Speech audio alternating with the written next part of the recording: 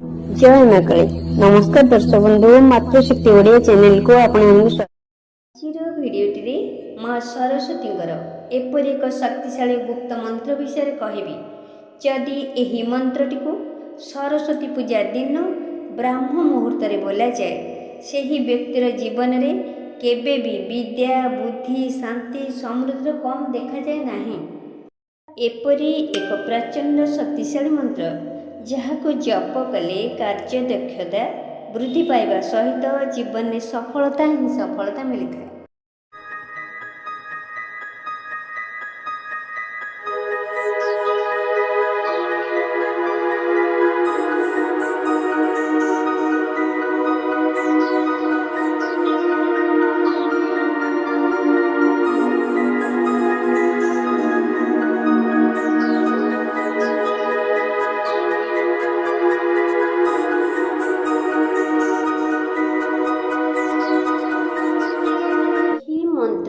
एपरी प्रचंड क्षमता रही। साधक ए मंत्र जप कले ता वाक्चातुर्य क्षमता एपरी बढ़ी जाए, ता वाक्यर गुरुत्व एपरी बढ़ी जाए, समस्ते तार अधीन होता। ए मंत्र जप कले मानसिक शांति और धी शक्तिर वृद्धि घटी थाए। फल साधकर जीवन में खुशी ही खुशी घटी था।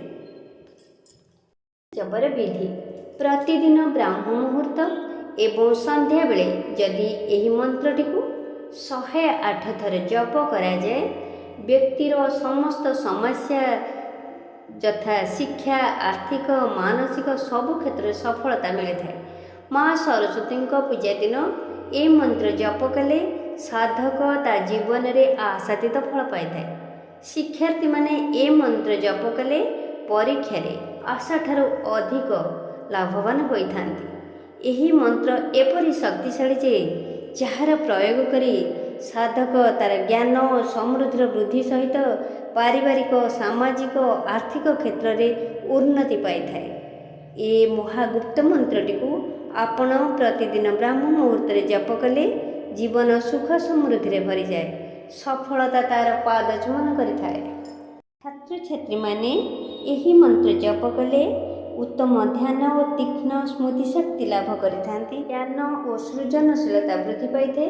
जो साधक ए मंत्र जप करे तार चिंतन शक्ति नूतन धी शक्तिर वृद्धि घटी थाए। समस्त क्षेत्र में से दक्षता और सफलता लाभ करिथाए, क्षमतार वृद्धि घटी थाए।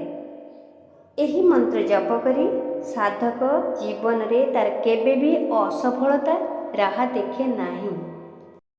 एवं सृजनशीलता वृद्धि पाइब। जो साधक ए मंत्र जप करे तार चिंतन शक्ति और नूतन धी शक्तिर वृद्धि घटी।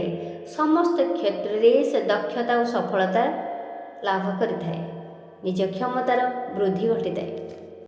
जानिबा माँ सरस्वती से गुप्त महामंत्रटी को ओम ऐं ह्रीं श्रीं वाग्देवी सरस्वती नमः।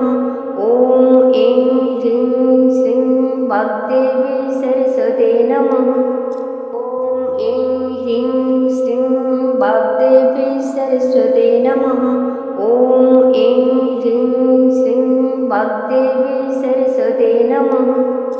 ओम ऐं ह्रीं श्रीं वाग्देवी सरस्वती नमः। ओम ऐं ह्रीं श्रीं वाग्देवी सरस्वती नमः। ओम ऐं ह्रीं श्रीं वाग्देवी सरस्वती नमः।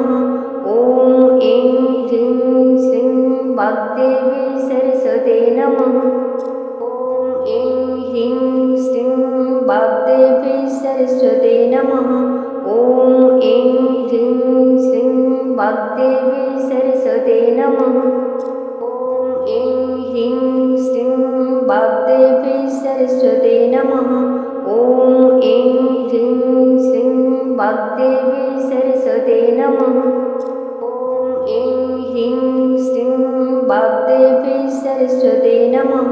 ओम ऐं ह्रीं श्रीं वाग्देवी सरस्वती नमः। ओम ऐं ह्रीं श्रीं वाग्देवी सरस्वती नमः। ओम ऐं ह्रीं श्रीं वाग्देवी सरस्वती नमः। ओम